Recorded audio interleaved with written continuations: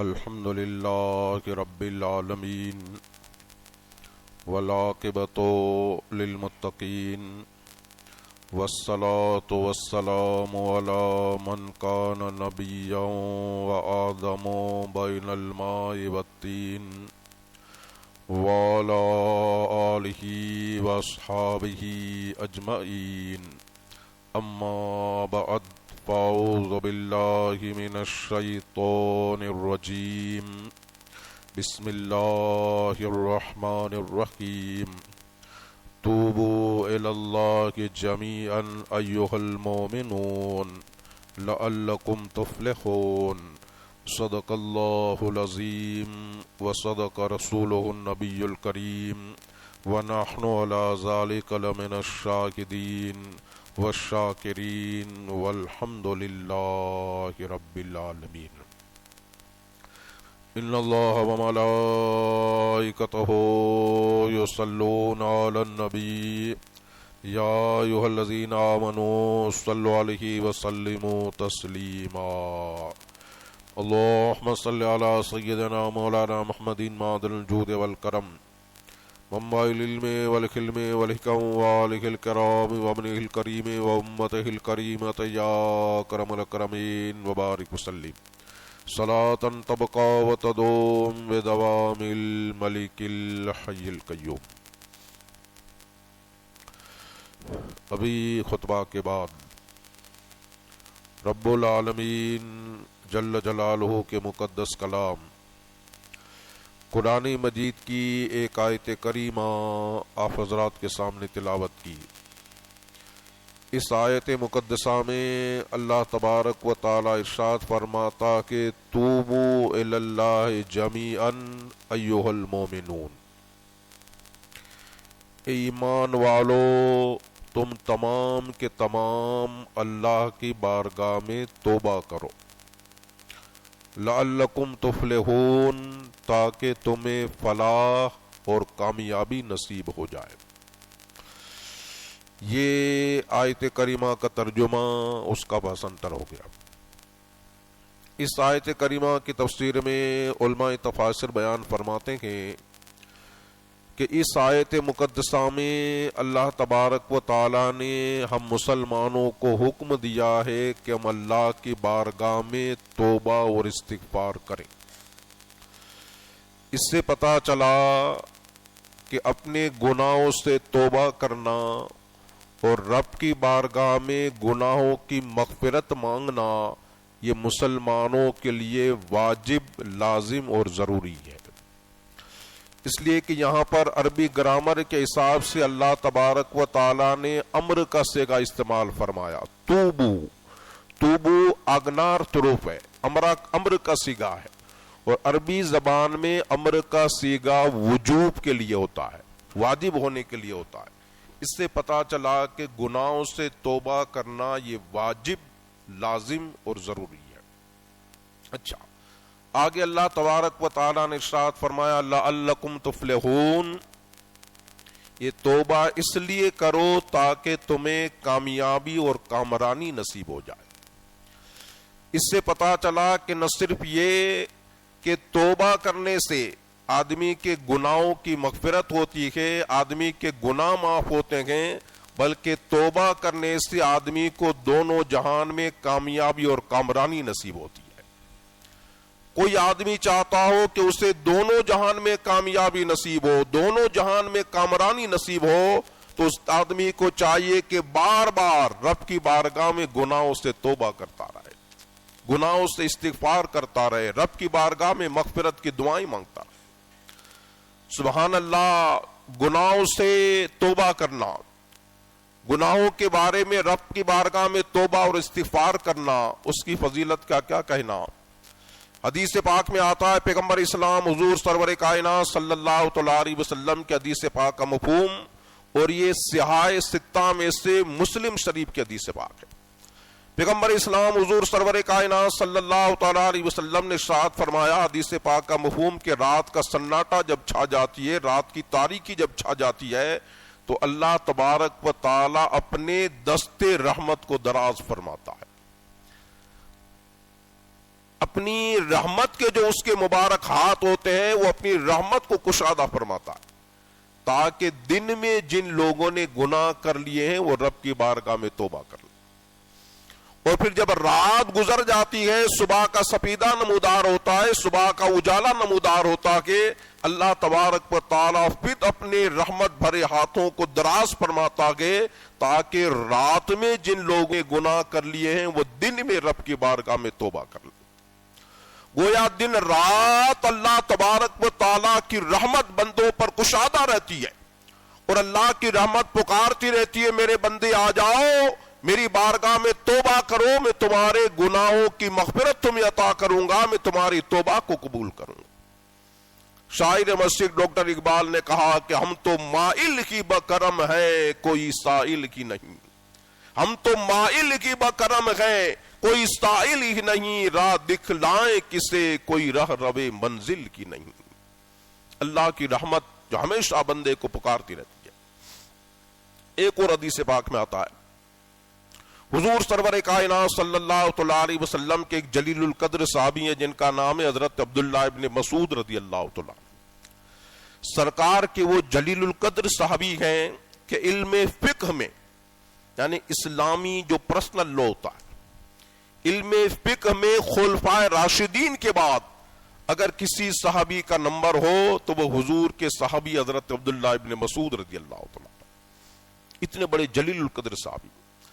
ایک مرتبہ یہ حضرت عبداللہ ابن مسعود رضی اللہ تعالیٰ عنہ تشریف فرماتے, اچانک ایک جوان ان کے پاس آیا, آ کر پوچھنے لگا کہ حضور صحابی رسول مجھ سے گناہ سرزد ہو گیا ہے, کیا میرے اس گناہ کی معافی ہے؟ رب کی بارگاہ میں توبہ کروں گا تو میری توبہ قبول ہو جائے گی؟ تو اچانک حضرت عبداللہ ابن مسعود رضی اللہ تعالیٰ عنہ نے اپنا چہرہ پھیر لیا اور بعد میں اس جوان کی طرف جب چہرہ کیا تو جوان نے دیکھا کہ حضرت عبداللہ ابن مسعود رضی اللہ تعالیٰ عنہ کی چشمان مبارک سے آپ کی آنکھوں سے آنسو بہ رہے ہیں اور آپ نے ارشاد فرمایا, جوان جنت جو ہے جنت کے کئی دروازے ہیں اور یہ دروازے بند بھی ہوتے ہیں کھلتے بھی ہیں, مگر ایک دروازہ جنت کا ایسا ہے جو کبھی بند نہیں ہوتا ہے اور وہ دروازہ توبہ کا دروازہ ہے. وہ دروازہ توبہ کا دروازہ ہے, جنت کا دروازہ توبہ جو ہے کبھی بند نہیں ہوتا کہ جوان توبہ کر لے اللہ تبارک و تعالیٰ تیری توبہ کو ضرور قبول فرمائے گا. ایک اور حدیث میں آتا ہے اور یہ صحاح ستہ میں سے ترمذی شریف کی حدیث پاک کا مفہوم ہے. حضور سرور کائنات صلی اللہ تعالی علیہ وسلم نے ارشاد فرمایا کہ مغرب کی جانب پچھم کی جانب حدیث پاک کا مفہوم اللہ تبارک و تعالیٰ نے ایک دروازہ بنایا ہے اور یہ اتنا بڑا دروازہ ہے کہ اس کے ایک کیوار سے لے کر دوسرے کیوار تک 70 سال کی مسافت ہے. یہ ہماری مسجد کا دروازہ ہے, 2 کیوار ہیں, اس کیوار سے اس کیوار تک آپ جائیں گے 1 سیکنڈ بھی نہیں لگے گی, 1 سیکنڈ میں آپ اتنا فاصلہ طے کر لیں گے, مگر وہ اتنا بڑا دروازہ ہے کہ اس کے 2 کیواروں کا فاصلہ جو ہے 70 سال کی مسافت کے. ایک آدمی ایک کیوار سے لے کر دوسرے کیوار تک سفر شروع کرے تو سفر میں اس کو 73 سال گزر جائیں گے. اتنا بڑا یہ دروازہ آگے, اس دروازے کو اللہ تبارک و تعالیٰ نے صرف توبہ کے لیے پیدا فرمایا. بندہ رب کی بارگاہ میں توبہ کرے. اور حدیث میں حضور نے ارشاد فرمایا یہ دروازہ کبھی بند نہیں ہوگا, اس وقت تک بند نہیں ہوگا جب تک کہ سورج جو ہے بجائے پورب کے پچھم سے طلوع نہ ہو. کبھی آپ نے سنا ہے کہ سورج جو پچھم سے طلوع ہو؟ ہزاروں سال گئے, روزانہ کا معمول ہے کہ سورج پورب سے نکلتا ہے پچھم میں غروب ہو جاتا ہے, پورب سے نکلتا ہے پچھم میں غروب ہو جاتا ہے. سورج کا طلوع ہونا مشرق سے ہے, غروب ہونا مغرب میں, طلوع ہونا پورب سے ہے, غروب ہونا پچھم میں. مگر ایک وقت ایسا آئے گا کہ سورج جو ہے بجائے پورب سے نکلنے کے پچھم سے نکلے گا. یہ کب ہوگا؟ قرب قیامت میں. قیامت کا ٹائم جب قریب آئے گا تو یہ قیامت کی بڑی بڑی نشانیوں میں سے. حدیث پاک میں آتا, حدیث پاک کا مفہوم کہ لوگ قرب قیامت میں ایک مرتبہ اپنے معمول کے مطابق سو جائیں گے, بستر پر چلے جائیں گے, رات بیت جائے گی, اور رات کے گزرنے کا ٹائم ہو جائے گا، صبح کے نکلنے کا، سورج کے طلوع ہونے کا ٹائم ہو جائے گا، مگر صبح طلوع نہیں ہوگی۔ لوگ پریشان ہو جائیں گے، بھئی کیا بات ہے، صبح نہیں ہو رہی ہے، صبح نہیں ہو رہی ہے، صبح نہیں ہو رہی، اور ایسے بے چین اور بے قرار ہوں گے کہ چھوٹے چھوٹے بچے رونے اور چلانے لگیں گے۔ جانور جو چراگاہوں کی طرف جانے کے لیے بے چین اور بے قرار ہو جائیں گے۔ لوگ پریشان ہو جائیں گے، بھئی کیا بات ہے، سورج ہی نہیں نکل رہا ہے، سورج ہی نہیں نکل رہا، لوگ پریشان ہوں گے۔ آخر کار خدا خدا کر کے سورج نکلے گا، مگر پورب سے نہیں، بجائے پورب کے پچھم سے نکلے گا، مغرب سے نکلے گا، اور اتنا بلند ہوگا جتنا کہ چاشت کے وقت ہوتا ہے، یعنی صبح 10 بجے کے قریب ہوتا ہے۔ صبح نمودار ہو جائے گی، اجالا ہو جائے گا، مگر اتنا نکلنے کے بعد پورا اوپر نہیں چڑھے گا۔ اتنا نکلنے کے بعد پھر جو مغرب میں غروب ہو جائے گا، اور اب جو معمول کے مطابق کوئی پورب سے نکلتا رہے گا، پچھم میں غروب ہوتا رہے گا۔ مگر یہ قرب قیامت میں جب یہ علامت ظاہر ہوگی کہ سورج بجائے پورب کے پچھم سے نکلے گا، اب ہمیشہ کے لیے توبہ کا دروازہ بند ہو جائے گا۔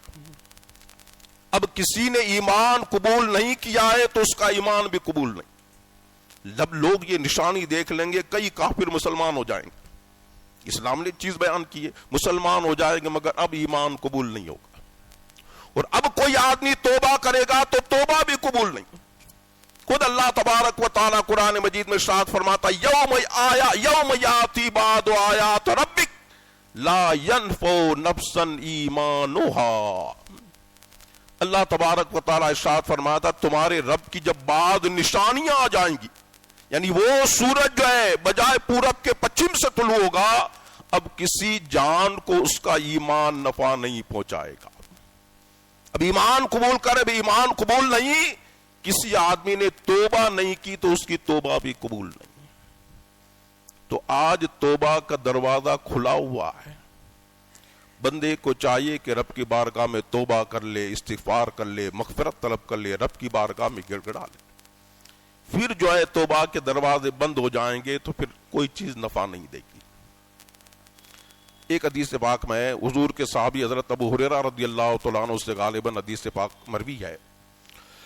حدیث پاک کا مفہوم، حضور سرور کائنات صلی اللہ تعالیٰ علیہ وسلم نے ارشاد فرمایا کہ بندہ جب کوئی گناہ کرتا ہے تو گناہ کی وجہ سے اس کے دل میں ایک سیاہ، ایک کالا نقطہ ہو جاتا ہے، ایک دھبا ہو جاتا ہے۔ گناہ کرنے کے بعد جب توبہ کرتا ہے، استغفار کرتا ہے، تو سبحان اللہ، توبہ اور استغفار کی وجہ سے دھبا دھل کر صاف ہو جاتا ہے، دل صاف ہو جاتا ہے۔ اگر کوئی آدمی چاہتا ہو کہ اس کے دل کا میل کچیل صاف ہو جائے، اس آدمی کو چاہیے کہ بار بار رب کی بارگاہ میں توبہ اور استغفار کرتا ہے۔ حضور نے ارشاد فرمایا، گناہ کر لیا، توبہ کر لی تو نقطہ صاف ہو جائے، لیکن اگر توبہ نہیں کی، ایک گناہ کیا ایک نقطہ ہوا، پھر دوسرا گناہ کیا اسی کے قریب دوسرا نقطہ ہو گیا، تیسرا گناہ کیا اسی کے قریب ایک تیسرا دھبا ہو گیا، اس طرح بار بار گناہ کرنے کی وجہ سے دل میں کالک ہوتی رہے گی، سیاہی ہوتی رہے گی، سیاہی ہوتی رہے گی، یہاں تک کہ پورا دل جو ہے سیاہ اور کالا ہو جائے گا۔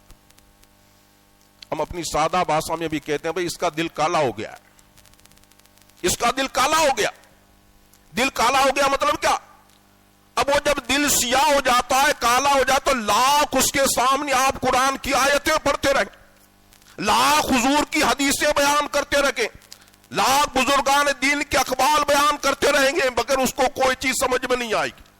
نہ وہ قرآن کو مانے گا، نہ حدیث کو مانے گا، نہ بزرگان دین کے اقوال کو مانے گا، اپنی من مانی کرے گا، کیونکہ دل کالک میں چھپ گیا ہے۔ اللہ تبارک و تعالیٰ قرآن مجید میں بیان فرماتا، کلا بل ران علی انفسہم ما کانوا یکسبون، ان کے دلوں پر جو ہے ان کے کرتوتوں کا میل چڑھ گیا، کرتوتوں کا میل چڑھ، دل کالا ہو گیا، اب کوئی بات سمجھ میں نہیں آتی۔ تو عرض یہ کرنا ہے کہ ہم یہ نہ، ہر چیز کی ایک تاثیر ہوتی ہے، ٹھنڈی چیز کھاتے ہیں سردی ہو جاتی ہے، گرم چیز استعمال کرتے ہیں جو ہے دماغ کے اندر گرمی چڑھ جاتی ہے۔ تو دنیاوی چیزوں کی تاثیر ہے، اس طرح روحانی چیزوں کی بھی تاثیر ہے، روحانیت میں بھی فرق پڑتا ہے۔ گناہ کرتے جاتے ہیں، دل میں کالک ہو جاتی ہے، دل میں سیاہی ہو جاتی ہے۔ اچھا، ایک اور حدیث پاک میں حضور سرور کائنات صلی اللہ تعالی علیہ وسلم نے ارشاد فرمایا کلو بنی آدم خطاؤن وخیر الخطائین التوابون، سارے انسان گنہگار ہیں، کلو بنی آدم، ہر آدم، کلو بنی آدم، سارے انسان گنہگار ہیں، مگر پھر حضور نے ارشاد فرمایا گنہگاروں میں سب سے بہتر لوگ وہ ہیں جو اپنے گناہوں سے توبہ کر لیا کرتے ہیں۔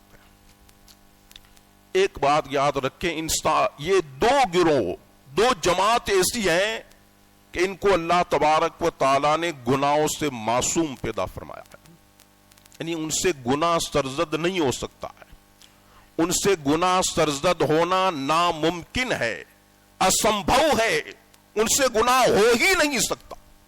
ان کی پیدائش، ان کی خلقت اللہ تبارک و تعالیٰ نے اس طرح کی ہے۔ وہ دو گروہ کون ہیں؟ ایک انبیاء کرام کا گروہ ہے، انبیاء کرام سے کبھی گناہ سرزد نہیں ہوتا، یہ گناہوں سے معصوم ہے۔ دوسرا گروہ فرشتوں کا گروہ ہے، فرشتوں کو بھی اللہ تبارک و تعالیٰ نے گناہوں سے معصوم پیدا فرمایا ہے۔ ان دو جماعتوں کو چھوڑ کر دنیا کا کوئی بھی انسان ہو، اس سے گناہ سرزد ہو سکتا ہے، گناہ ہونا ممکن ہے، وہ گناہ کے پاتر ہے۔ ہاں، اولیاء کرام کو اللہ تبارک و تعالیٰ گناہوں سے محفوظ رکھتا ہے، مگر ان سے گناہ سرزد ہونا کوئی ناممکن نہیں ہے۔ معصوم صرف انبیاء کرام ہیں، معصوم صرف فرشتے کے، باقی کوئی بھی معصوم نہیں ہے، گناہ ہو سکتا ہے، وہ انسان ہے، مگر سبحان اللہ حضور ارشاد فرماتا ہے کلو بنی آدم خطاؤن، سارے انسان گنہگار کے، وخیر الخطائین التوابون، مگر گنہگاروں میں اچھے وہ ہیں جو اپنے گناہوں سے توبہ کر لیا کرتے ہیں۔ گناہ تو سرزد ہو جاتا ہے، مگر اب گناہ ہونے کے بعد آدمی کو چاہیے کہ سرکشی نہ کرے، تکبر نہ کرے۔ گناہ کر لیا، میں نے گناہ کیا تو کیا ہوا؟ بڑے بڑے مولانا لوگ گناہ کرتے، بڑے بڑے باپو لوگ گناہ کرتے، میں نے گناہ کیا تو کیا ہوا؟ یہ کیا ہے؟ گناہ پر سرکشی ہے، گناہ پر تکبر ہے۔ ارے مولانا گناہ کرتا ہے تو بھگتے گا، وہ اسلام۔ ابھی ہم لوگوں کا معاملہ کیا ہو گیا؟ ہم یہ سمجھتے ہیں کہ اسلام مولانا لوگوں کا، لہذا مولانا سے کوئی میں تو جو ہے فلاں مولانا کو میں نے یہ چیز دیکھا، مجھے دین سے نفرت ہو گئی ہے، میں نماز نہیں پڑھتا ہوں، میں روزے نہیں رکھتا ہوں۔ ارے بندے خدا، تو نے مولانا کا کلمہ پڑھا یا اللہ و رسول کا کلمہ پڑھا؟ دین مولانا کا ہے، دین باپو لوگوں کا یا اللہ و رسول کا ہے؟ مولانا غلطی کرتا وہ بھگتے گا، مگر تو اسلام سے نفرت کیوں کرتا ہے؟ تو دین کو کیوں چھوڑتا ہے؟ تو آدمی کو چاہیے کہ گناہ سرزد ہونے کے بعد گناہ پر سرکشی نہ کرے، اور جب آدمی کو گناہ پر ندامت ہو، افسوس ہو، شرمندگی ہو، تو ایسے گناہ ضرور معاف ہو جایا کرتے ہیں۔ لیکن گناہ کرنے کے بعد کیا ہوا، ہم نے کیا کیا ہے، تو پھر یہ چوری پھر سینہ زوری ہے۔ تو حضور نے ارشاد فرمایا کلو بنی آدم خطاؤ۔ آخری بات دیکھیے، شیطان اتنے پہلے کتنا بڑا عبادت گزار تھا، اتنا بڑا عبادت گزار کہ روایتوں میں آتا ہے کہ اس نے اتنی نمازیں پڑھی تھیں، اتنے سجدے کیے تھے کہ اگر اس کے سجدوں کو زمین پر پھیلا دیا جائے، ایک ایک سجدہ زمین کے ایک ایک حصے پر رکھ دیا جائے، تو زمین کا کوئی حصہ باقی نہیں رہے گا جہاں اس کا سجدہ نہ پہنچے۔ اتنا بڑا عبادت گزار، مگر بعد میں حضرت آدم علیہ السلام کو اللہ تبارک و تعالیٰ نے پیدا فرمایا، اس کو سجدہ تعظیمی کا حکم دیا، اس نے سجدہ نہیں کیا، اللہ نے اس کو اپنی بارگاہ سے نکال دیا۔ اب روایت میں آتا، قرآن مجید کے تفاسیر میں آتا ہے کہ جب نکلا، ہونا تو کیا چاہیے تھا، ہزاروں سال کی عبادت تباہ و برباد ہو گئی، رب کی بارگاہ میں گڑ گڑاتا، توبہ کرتا، استغفار کرتا، مگر نہیں، اس نے تکبر کی۔ اللہ خود قرآن مجید میں بیان فرماتا ابا واستکبر وکان من الکافرین، اس نے انکار کیا اور تکبر کیا، سرکشی کی، تو کافروں میں سے ہو گیا۔ اچھا، توبہ استغفار، رب کی بارگاہ میں گڑ گڑایا تو نہیں، قرآن مجید میں آتا ہے کہ رب سے ایک دعا مانگی، کہا مولا مجھے قیامت تک کی مہلت عطا فرما، یعنی قیامت تک لمبی زندگی عطا فرما۔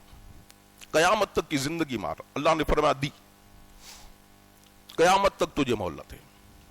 اب کیا کہنے لگا مولا تیرے عزت و جلال کی قسم, تیرے عزت و جلال کی قسم, میں آدم کی وجہ سے میری ساری عبادتیں برباد ہو گئی, میں آدم کی اولاد کو نہیں چھوڑوں گا, آدم کا انتقام اس کی اولاد سے لوں گا, اور میں آدم کی اولاد کو گمراہ کرتا رہوں گا, ان سے گناہ کرواتا رہوں گا, میں صراط مستقیم پر بیٹھوں گا, ان کو صراط مستقیم سے بھٹکاتا رہوں گا. اور کہنے لگا کہ مولا مرتے مرتے بھی ان کو نہیں چھوڑوں گا, آخری وقت میں بھی گناہ کرواؤں گا. بہت سے لوگوں کو آپ نے دیکھا ہوگا کہ مرتے مرتے بھی ان کی تمنا ہوتی ہے بھائی میرا جنازہ شان سے نکلنا چاہیے, لوگ کہیں کہ فلاں آدمی بڑے آدمی کا جنازہ جا رہا ہے, یہ آخری وقت میں بھی اس نے کیا کر لیا, گناہ کروا لی. ارے بندے خدا, ہزاروں آدمی جنازے میں ہوں مگر اندر آگ بھڑک رہی ہو قبر کے اندر, تو یہ سارے آدمی کس کام کے؟ اور جنازے میں 4 آدمی ہوں مگر قبر میں سبحان اللہ جنت کی لہریں آ رہی ہوں, تو اگرچہ ظاہراً جنازہ 4 آدمیوں کا ہے مگر اندر آدمی کامیاب ہے. تو آخری وقت میں بھی کیا کرتا ہے وہ, کہا مولا آخری وقت میں بھی نہیں چھوڑوں گا, مرتے مرتے بھی ان سے گناہ کرواؤں گا. اس نے جب رب کی بارگاہ میں یہ کہا مولا تیرے عزت و جلال کی قسم آخری وقت میں بھی نہیں چھوڑوں گا, مرتے مرتے بھی نہیں چھوڑوں گا, اللہ نے فرمایا تجھے جو چاہے کر لے, تو مرتے مرتے میرے بندے کو نہیں چھوڑے گا, میرا بندہ مرتے مرتے بھی میری بارگاہ میں توبہ کر لے گا تو آخری وقت میں بھی میں اس کی توبہ کو قبول کر لوں گا, آخری وقت میں بھی میں اس کی توبہ قبول کر لوں گا. تو یہ اللہ تبارک و تعالیٰ کا فرمان ہے کہ توبوا الی اللہ جمیعا, اے مسلمانوں اللہ کی بارگاہ میں توبہ کرو, لعلکم تفلحون, تاکہ تمہیں فلاح نصیب ہو جائے. یہ موضوع میں نے اس لیے اٹھایا, 2-4 دنوں کے بعد شب برات آ رہی ہے, اور یہ وہ مبارک رات ہے کہ حدیث پاک میں آتا ہے کہ جیسے ہی شب برات آتی ہے اور سورج غروب ہوتا ہے, اس وقت سے لے کر صبح کا سپیدہ نمودار ہونے تک پوری رات اللہ تبارک و تعالیٰ کی پیار بھری صدائیں بلند ہوتی ہیں, اور اللہ فرماتا ہے کوئی مجھ سے معافی مانگنے والا کہ میں اس کو معافی عطا کر دوں. یہ مبارک گھڑیاں ہوتی ہیں توبہ کے قبول ہونے کی. اس رات کا نام ہی ہے شب براءت, گناہوں سے بری ہونے کی رات, گناہوں سے پاک ہونے کی رات. آج کی رات آپ نے سچے دل سے اللہ کی بارگاہ میں توبہ کر لی, رب کی بارگاہ میں گڑ گڑا لیا, رب کی بارگاہ میں مغفرت مانگ لی, اللہ تبارک و تعالی ضرور توبہ کو قبول فرماتا ہے. ہم دن رات گناہ کرتے رہتے ہیں, یہ مبارک گھڑیاں رب کی بارگاہ میں توبہ اور استغفار کرنے کی ہوتی. اللہ تبارک و تعالی مجھے اور آپ کو ان مبارک گھڑیوں کی قدر کرنے کی توفیق عطا فرمائے.